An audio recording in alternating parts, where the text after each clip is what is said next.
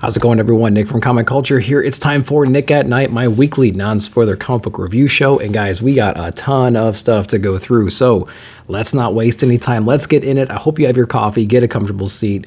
Let's jump right in. So the way this works is I'm going to go over each and every book. I'm going to put the cover of that book on the grading scale here so you can see how they stack up against each other. And we always start with the big two, as we always do. We're starting with Marvel this week with issue number 2 of Immoral X-Men. This is the Sins of Sinister build-up issue right here from Karen Gillan and Andrea DeVito, if I'm not mistaken, on the art. The art was pretty interesting. I do like that, but I think the coloring has a lot to do with my enjoyment of it because we have some cool scenes in here and some different character designs that require a little bit of creativity on the color side to make them work, and I think it really worked in here. So if you're not into Sins of Sinister, this is a pretty complicated story, but essentially Mr. Sinister has put a little gene inside the resurrection protocol, so a little bit of him is inside of everyone that's been resurrected through those means. And so we're actually fast forwarding and everyone kind of turns into a Sinister clone in a way where he was hoping he could control them at some point, but they've all went rogue one way or the other, and they're all trying to go, they're actually all getting out of hand, getting out of control, and the original Sinister is trying to reel them back in. But this issue here is actually exploring what Hope Summers is doing with Exodus, just kind of wiping out all these different planets. They are a force to be reckoned with. And so they are actually taken to the stars right now and wiping out whole planets. What I think is really cool in here is, you know, she's kind of like the Messiah, right? In the eyes of certain people.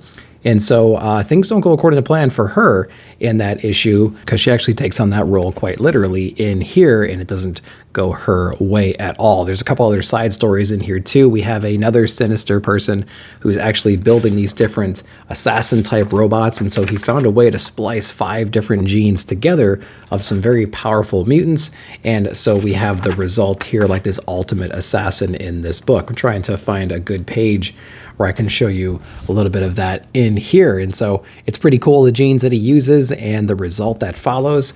And yeah, it was pretty cool. So this is actually a really cool book. I liked Immortal X-Men, and Immoral X-Men seems to be on that same path. Pretty cool issue. Check it out. All right, the next Marvel book we read this week was Spider-Man Miles Morales. This is issue number 4 from Cody Ziegler, if I'm not mistaken. Yeah, this was actually one of my more favorite issues of Miles Morales Spider-Man, and the overall premise of the book is nothing we haven't seen before, honestly. He's still struggling with his powers, you know, how does he balance life, things like that. But there's an interesting villain that was introduced into this run right here who's extremely jealous of the opportunities that Miles was given, even though he really didn't have anything to do with it. He won some kind of academic lottery, and this person is really upset about that because, like, what about me, right? And so they're mad at the system. They're taking it out on Miles, and it is a really cool story so far. The art is probably the strongest part about this because, again, the story is pretty straightforward and pretty routine. We've seen this kind of a story before, but I love the art style in here. I think it's really cool what they're doing in here. Misty Knight shows up to help out as well. So if you're into Spider-Man books, if you like Miles Morales, this is pretty much a great read. I would highly recommend this one and not the other Spider-Man books at this point, but Miles Morales, pretty good start to this run. And then the last Marvel book we read this week was the excellent issue number 1 from Peter Milligan and the All Red family. And you know what? I don't read anything else from Peter Milligan when it comes to like X-Static and X-Force, things like that. I have some of the early X-Force issues, but I went in pretty much blind into this issue, hoping that since it's a new number 1, it will do a little bit of orientation, a little bit of backstory, maybe kind of catch me up things I've missed, but I was completely wrong. It's not exactly new reader friendly. In fact, we have well-established teams apparently at odds with each other. Longtime readers of this series that understand all these characters are going to be laughing right now. But man, I got into this book and I'm like, I don't know what the heck is going on. Luckily, I'm an All Red fan and I love the art and the coloring and things like that. So that really pulled me through this issue.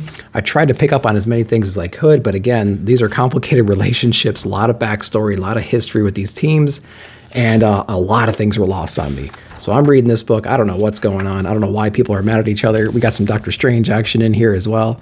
And yeah, I might have to do some back reading and figure out what's going on with this. But let me know if you guys are a long-time Peter Milligan X reader. And if you are, did you read this one? And what did you guys think of it? Maybe just watch their review down below. All right, jumping over to DC. We only had one DC book this week, but it was a great one. We have Superman Lost, issue #1 from Christopher Priest.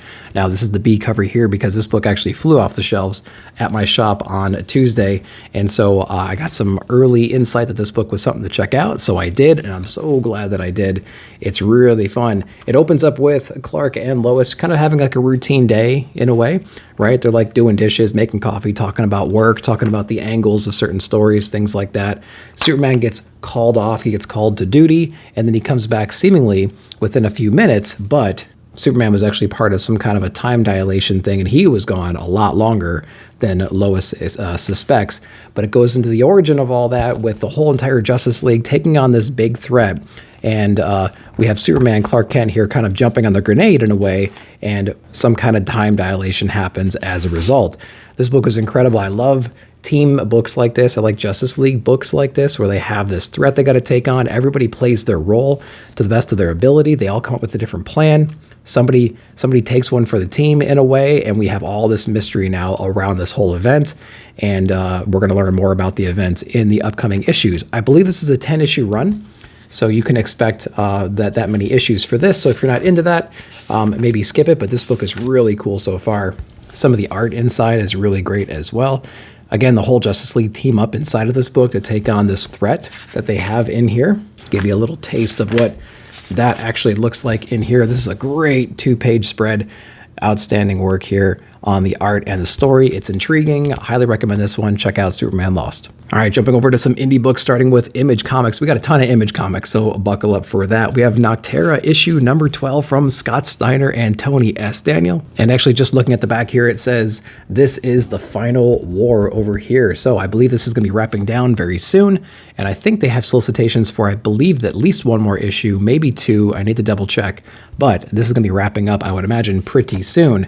So it's been quite some time since we had a Noctera issue. We did have a Val special, which was really great. It kind of went over the history and things like that of Val, some of the other stuff about her training, how she got to where she is.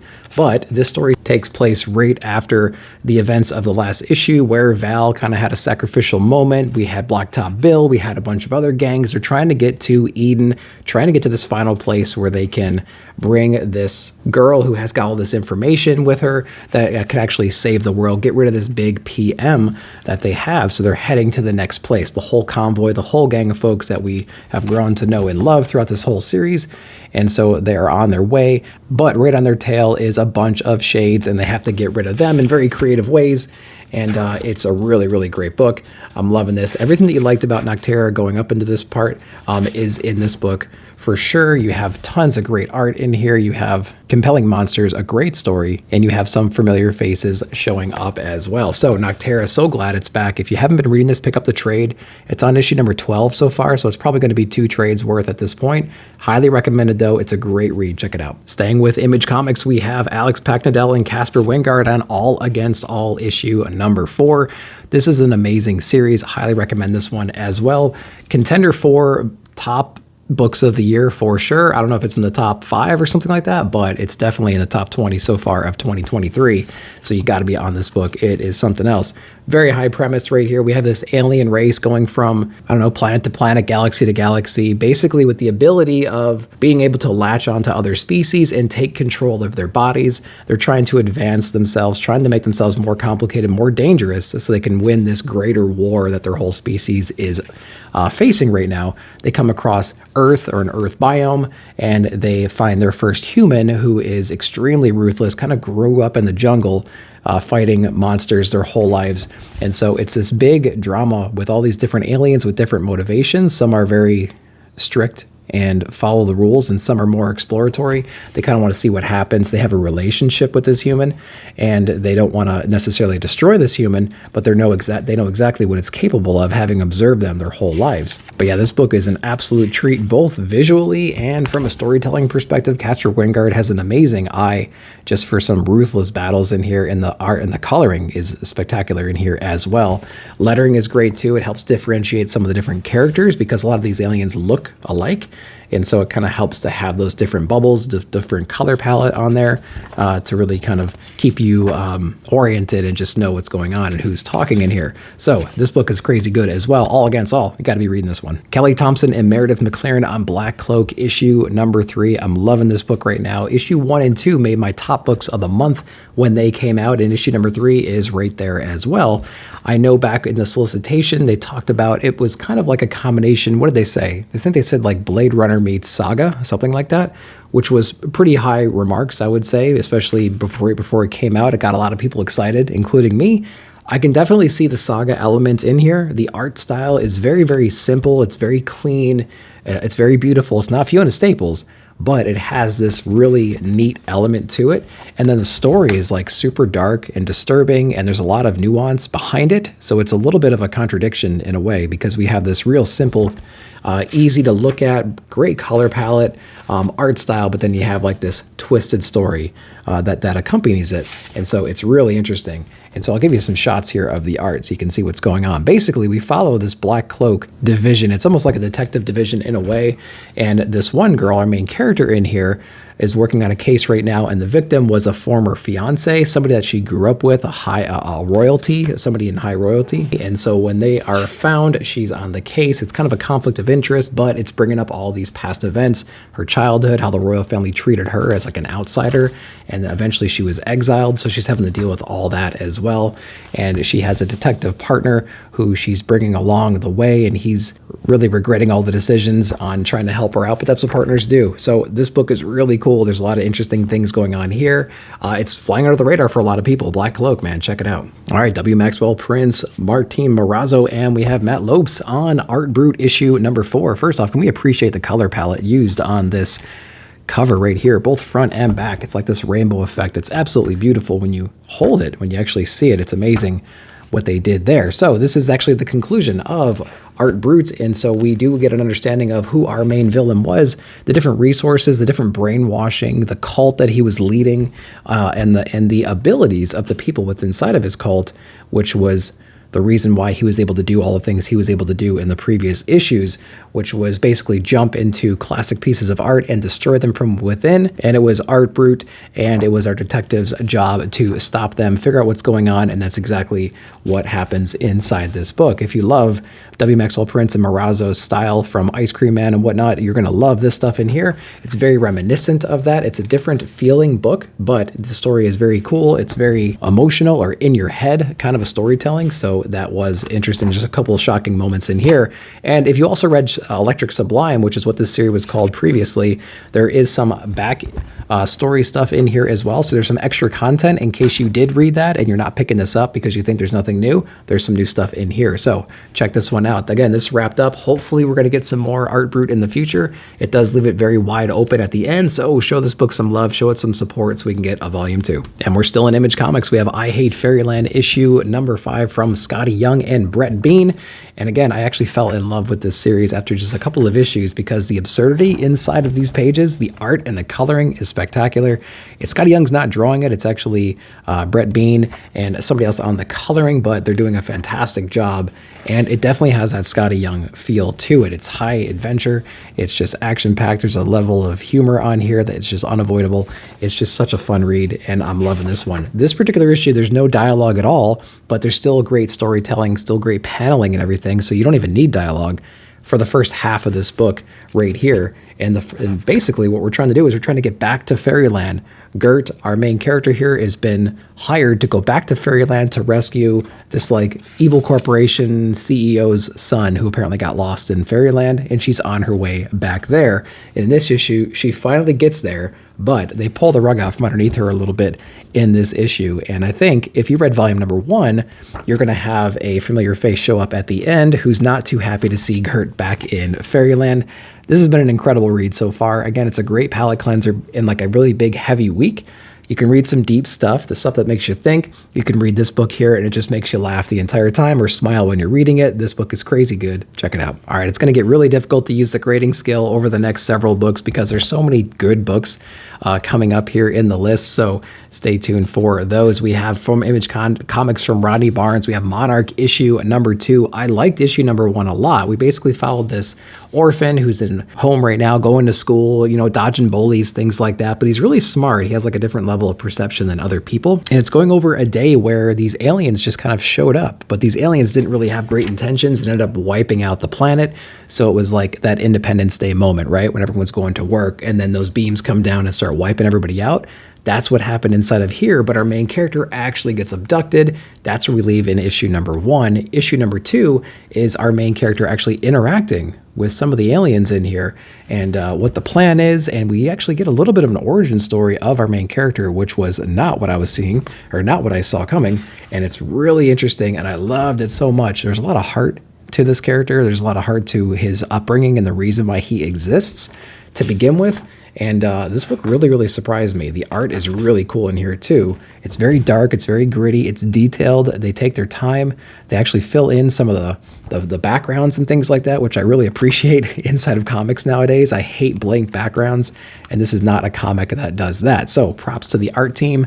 The story is really interesting too. One of my favorite reads out there right now, Monarch. It's really good. All right, Jeff Lemire and Dustin Nguyen. Not really a sad dad kind of a story. It's almost reversed. It's like a sad kid kind of a story. So damn, he actually did put it in this one too. Little Monsters, issue 11 from Jeff Lemire. This could have been an 8-issue run, I think. I think every issue, there's a little bit more in here that we really didn't need to know, but he's really stretching the story out. And I think adding a lot of the backstory, a lot of the flashbacks of how these different kids in this book have turned, where they came from, how they found the other kids and the other vampire like leaders. I think that just adds a lot of page count to this. But in this issue here, we're actually seeing where we're going to go. And I think there's actually 13 issues in this run, if I'm not mistaken. But, you know, essentially we had these young kids. They were raised by these elder vampires. They stayed kids for a very long time. The whole world kind of went to hell. It was post-apocalyptic at this point. The elders left. The kids stayed there, but they stayed in the city, and they understood these rules that they were taught while they were young, and they lived by those rules until one day they came across these humans, which really messed up their heads because they actually fed on humans for the first time. And some of them developed this uncontrollable urge to get back to those humans. And the other ones who didn't taste that knew that, hey, maybe we should stay true to our values, stay true to our cores, and not do that. So there's a little bit of a civil war thing going on right now between some of the characters. And so we are approaching our end of our story over here after we learn some hard truths about their origins, about the elder vampires as well. Art style remains very sketchy, very simple. We only get to see color when it's relevant, when it's impactful or meaningful, and typically it's when blood is seen or some graffiti on the wall, which is supposed to take us back to some more innocent times in these kids' childhood. So the color is few and far between, but it's appreciated when you do see it. So Little Monsters, again, it probably could have been 8 issues. Honestly, we got a lot of backstory, a lot of filler stuff. But we'll see how it all fits together and how it all flows together once issue 13 comes out. Issue 11's out now. What do you guys think of it? All right, we're still in Image. We got No One issue number 1 from Kyle Higgins. And, you know, I thought I saw this as part of the Supermassive Universe or Radiant Black Universe. And maybe I was mistaken. I need to go back and see because I thought that was the case. Very familiar creative team on here.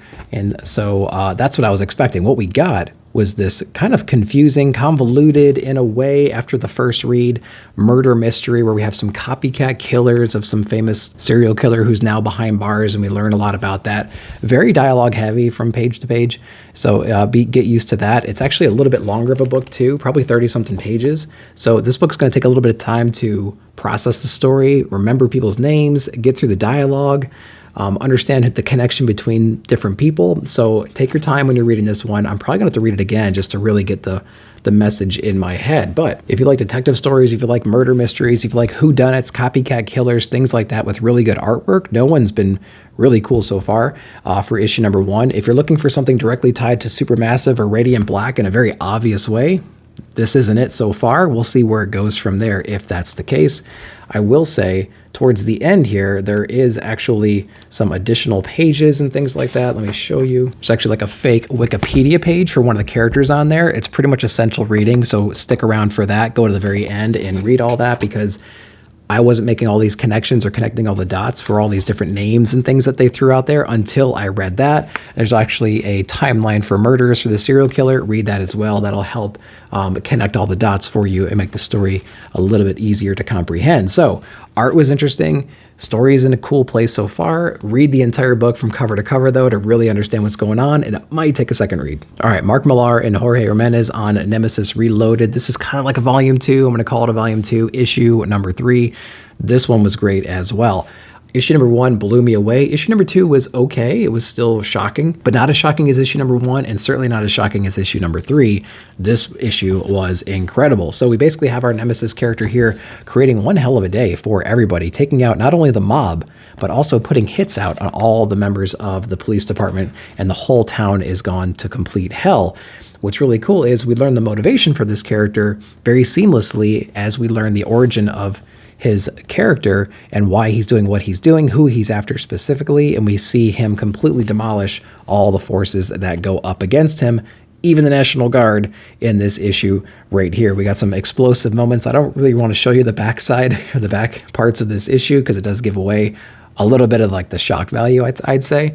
But this book is crazy good. Art's amazing. It's brutal. It's violent. It's a cool character. I think I said it was like if Batman turned into the Punisher and it was written by Donny Cates and it wasn't like in DC continuity. Very much reminiscent of that. Loving this book so far. It's really, really great. Issue number 3, check it out. All right, so we have Rucka on The Forged from Image Comics in this like giant size kind of a thing. You can have another comic next to it, see what's going on there with the size. This is great. It is not cardstock, which is the only thing I would say is bad about this. $6 issue number 1 for The Forged. But this book was really cool as well. So basically we have this galactic empire that has been built over time, and they basically terraform planets going from galaxy to galaxy, setting up this gigantic network.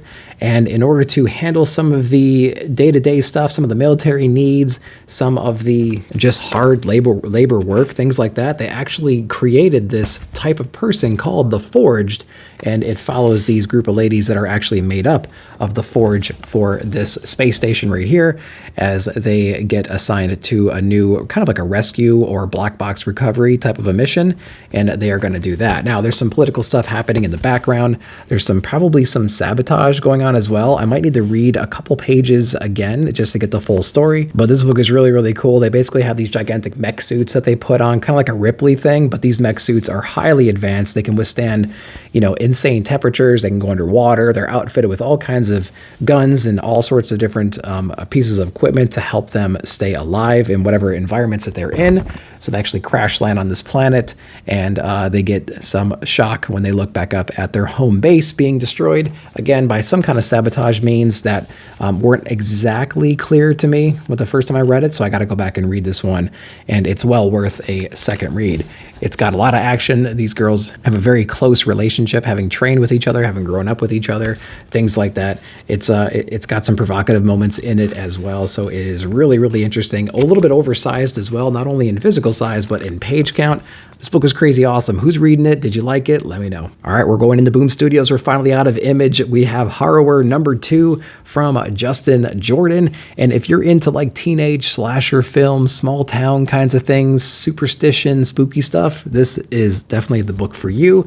Like if you're a Scream fan, something like that, this book is definitely up your alley. Color-wise, it has like the same kind of thing going on where it's just like 5 colors just repeated. A lot of purples, a lot of blues, a lot of like real light shades of green, a lot of like Easter colors in here. And actually, I didn't even really notice it until I started flipping through it again. But during some of the more violent, bloody scenes, everything goes deep red. So that's pretty interesting. So basically, we have this almost mythological creature, supernatural creature coming back. They're celebrating the anniversary of this like murder, this event that happened in this town. And this monster is kind of like a legend in this area. And no one's really seen him until this night. And some kids are kind of in on it, and some kids are definitely the victim of this situation right here. Horror, it's pretty cool. So if you're into slasher kind of things, like I mentioned before, if you like Freddy, Jason, Scream kind of stuff, check this book out. All right, Keanu Reeves and Matt Kint, Berserker issue number 12, another oversized issue again. I believe the end of this run right here definitely leaves it open for a second volume, something like that. But Berserker was a pretty cool book, and I can't wait to actually reread this more in a collected format. I have the first couple of volumes, so I might be doing that just to get a sense of this whole book in one sitting, because the release schedule was a little bit weird for this one. It lost a couple beats here and there. I thought it was pretty straightforward for, I'd say, like the first 8 issues, somewhere around issue 8, somewhere around there. We had some kind of a change, and we had a twist in the narrative, which really kind of threw me off, and the release schedule didn't help it either. And I lost a few pieces of vital information, so some bits of the story didn't make complete sense to me when I got to the end here. But the first several pages, the first arc or two, are pretty straightforward and awesome. We do get some high action and violence in here, which is what we're used to inside of Berserker. Berserker in this issue is a little bit depowered at the moment, but we have a ally who's been powered up, and she is very capable and kind of taking his place at the same time. I was happy this issue was oversized because we learn a lot of things in here too, and then we actually get to see those moments play out. So we realize something new. Those issues and those things actually play out inside this issue, and we do see not quite resolution, but we see the direction of where the story is going to go from here. So just because we get a back page right here or a back cover doesn't mean the story is over and done. There's definitely some places it could go in the future. I can't imagine it wouldn't. I'm sure this book sold really, really well with the names attached and the quality of the story and the art alone. And we have some kind of movie or TV show coming out or something like that as well at some point. So I would assume that we're going to get a volume 2 at some point. So Berserker, it's over now. What'd you guys think of it? Let me know. Last book in Boom Studios, we have Behold Behemoth issue number 4 from Tate Brumble. This book is crazy awesome as well. I loved issue number 1. I think issue number 2 was okay, and issue number 3 was pretty good as well, but issue 4 blew me away.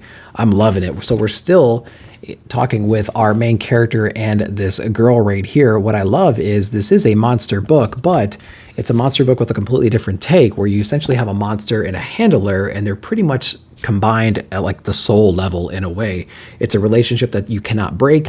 It's a relationship as old as time, and this relationship has been passed down from person to person throughout eternity, which is awesome because we learned that in the last few issues. And we have a very interesting caregiver, kind of like a carrier right now, and then our monster is actually in the little girl right here. But there's a lot of history with this particular monster that we explore inside of this issue. It sounds very complicated, but it's really, really not. They do a great job of explaining exactly what's going on in here. There are some moments of action in here, but we don't have that kaiju battle that we had in the previous issue, where we see our gigantic behemoth monster taking on like more classic kaiju kind of things with the military interacting as well. What we do have in here is a lot of extreme emotional subtlety inside of here. We have pretty much the mental breakdown of our main character, who's the handler of this little girl, who's the monster. The mental breakdown of him as he realizes what exactly is going on with her, the monster that's inside of her, the other damage that this monster has done, how it's affecting him personally, things like that, and how he's breaking at the seams right now, trying to figure out where to go from here. Behold Behemoth, it's a masterpiece of subtle drama and storytelling. I'm loving this book right now. It's really cool. You got to be checking it out. All right, going over to Dark Horse Comics for a couple of books. We have Star Wars High Republic Adventures issue number 3. It's probably my second favorite Star Wars book out right now. This issue, it might be wearing out on me a little bit, but it's still better than High Republic. Not as good as Star Wars The Blade. High Republic The Blade, I think it's called. That book is actually probably my favorite Star Wars book out right now, but Adventures is a near second, I would say. But if you're looking for a Star Wars book with a little bit of humility to it, a little bit more playfulness to it, with a new, interesting main character, I think this is probably the book for you. If you want something a little bit more serious, a little bit more dramatic, things like that, check out High Republic or one of the other ones. But this one's got a little bit of humor to it and an interesting new character. So I think you're going to like that. Plus the art style follows that along a little bit too. It's a little bit more soft and playful, and you can see that in the interiors. Now this cover is amazing. I'm loving that there. There's our new character right there that I mentioned, with that almost Darth Maul-ish kind of lightsaber going on right there. Basically, we have a story here of a Padawan going off on their own. They got a little mischief inside of them. They actually jump aboard a pirate ship on course to do whatever it is they're going to do, and they run into some trouble, obviously, and they're trying to find their way back after the identity of this person has been revealed to the crew now, trying to get them back, but also complete the mission that they're on right now. So, High Republic Adventures. It's a pretty fun book. I'm liking this one. Again, it's probably my second favorite Star Wars book out now. Not like super amazing, but good enough to keep getting. All right, last book from Dark Horse Comics was Spy Superb, man, issue number 3 from Matt and Charlena Kent. This book was so awesome. I'm loving this one. Shout out to the PCB Army, man, for recommending this one. I read issue number 1 kind of on a whim. I think it was a light week, and I went ahead and just picked it up.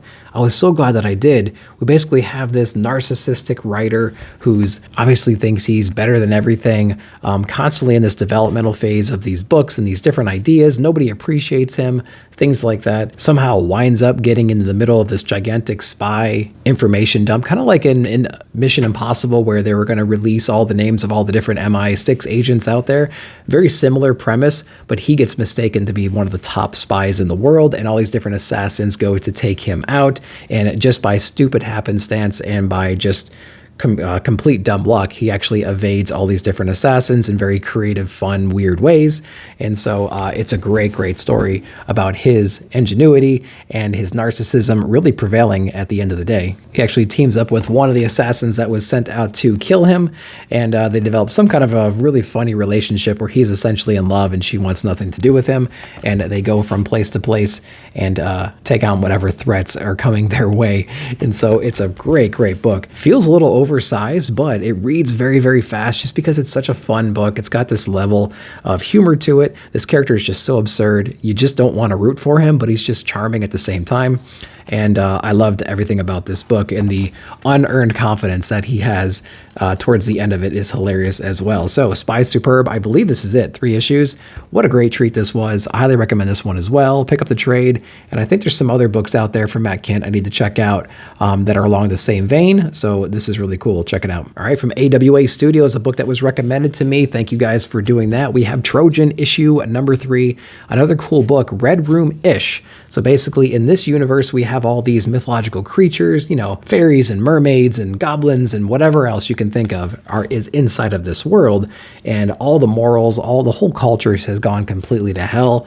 And so what some people do to make to make an earning, is actually do Red Room style videos on the internet, actually torturing, murdering, and killing, obviously, these mythological creatures because they bring the highest value. So we have this one girl on the cover right here, but the story is actually about this one mythological creature. She's actually a fairy of some kind, and she actually tricks somebody into getting her into the eyes of a very famous Red Room person, presumably to make money for her sick family, but she definitely has ulterior motives that we figure out in the end of the last issue. And so now she's actually going headfirst into the belly of the beast right now to basically sacrifice herself, or is she? And we learn a lot about that right there. She runs across a lot of other mythological creatures while she's in captivity, waiting her turn essentially to go into the Red Room. And so she learns a lot about that. And at the end of this issue, she's more motivated than ever to complete her mission. So I'm loving this book so much. We are in issue number 3. Issue number 1 and 2 built this really cool relationship between her and this person that gets her into the dark web, right? Into the shady part where she needs to go. It was kind of her hookup over there. So he's basically fallen in love, obviously, because she's this bright star in his life, and he's kind of a scumbag. And so that was a really cool exploration with those two characters. And now we're going right into the belly of the beast here. So Trojan, we got one more issue, I believe. It's only 4-issue run. I can't believe it. I'm going to miss it when it goes. Can't wait to read it. Are you reading it? If you are, let me know. All right, IDW, The Last Ronin Lost Years, issue number 2, co-written by Kevin Eastman. Looking forward to this book. If you didn't read The Last Ronin, which came out, 2 years ago, something like that. If you didn't read that, you don't need to going into this, because this story actually takes place before that one, Although you do lose some of the charm and surprises that we learned along the way inside of the Lost Years, inside of the Last Ronin, so maybe beware of that. So it's not like you should go into this book first and then the other one. It just wouldn't be the end of the world if you went in this order instead of reading the other one. So basically we have our Last Ronin here, again, as the title would imply, the only surviving member of the turtle family, and they are on the hunt right now for this mysterious gang leader that really interrupted his day when he was in exile. And, we found out he was, terrorizing the town and torturing people, things like that. And so our turtle is actually on the hunt for this team and try a little bit in conflict. Like, they're out of practice. They're not really well disciplined or trained at this moment. You've been in exile, living in the mountains for years and years and years, not really fighting or training or keeping those skills up. And so we have to have a little training montage in here as well. So we have to reprioritize, refocus our efforts. We want to go for this big bad, but we got to take on the side mission real quick. We got to do our little training montage as well, little wax on, little wax off in here. And it's a pretty cool story. Again, Eastman is co-writing this one, not drawing it or anything like that. I would love to see Eastman in the art, but that's what we get. Last Ronin, Lost Years, not too bad. I would say it's on par with the other issue with Last Ronin. So yeah, if you guys are reading it, let me know what you think. All right, and the last issue we read this week was Pee Pee Poo Poo, issue number 69 from silversprocket.net from Carolyn Cash. Now, I saw this issue in the solicitations and I'm like, oh yeah, I definitely got to get this. Again, it's in like that oversized format, which I thought was cool. It's got gold foil on the Pee Pee Poo Poo title up there, and it's got some award badges on here as well. I'm like, dude, I can't pass this up. Issue number 69, some person laughing their ass off reading some comics about the slip on a banana peel. It's like, yeah, this is right up my alley. I got to check this one out, and I'm glad I did. It was actually a pretty cool little book. I think there's 2 stories going on in here. At least, and maybe it's the one giant story with some similar characters. I need to go back and double check that. The first story, at least the first half of this book, is pretty funny. It's like somebody going to art school and they're totally regretting it. They're like surrounded by all these losers now and they don't exactly know what they're going to do when they graduate. And there's a lot of like stereotypical cliche conversations going on.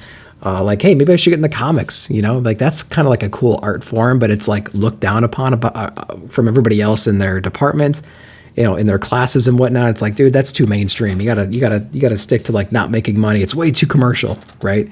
And so there's a lot of funny like backhanded conversations that go on in here.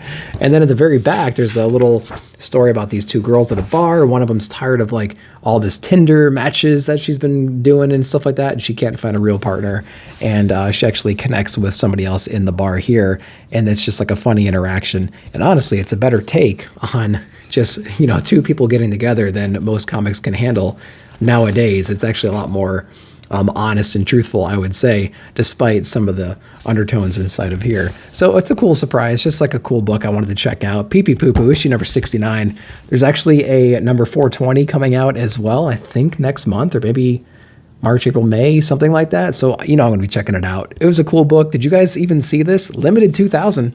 So it's not a whole lot out. I loved it though. Did you read it? Let me know. So guys, that was a ton of books, man. That's probably more books than I've ever done in a single week. I appreciate you guys sticking through with that. Let me know what your favorite books of the week were though, down below in the comments. And while you're down there, hit that like button. And if you're new here, consider hitting that subscribe button as well. And check out that join button if you haven't yet. But as always, I appreciate you watching the video. I will see you all down below in the comments.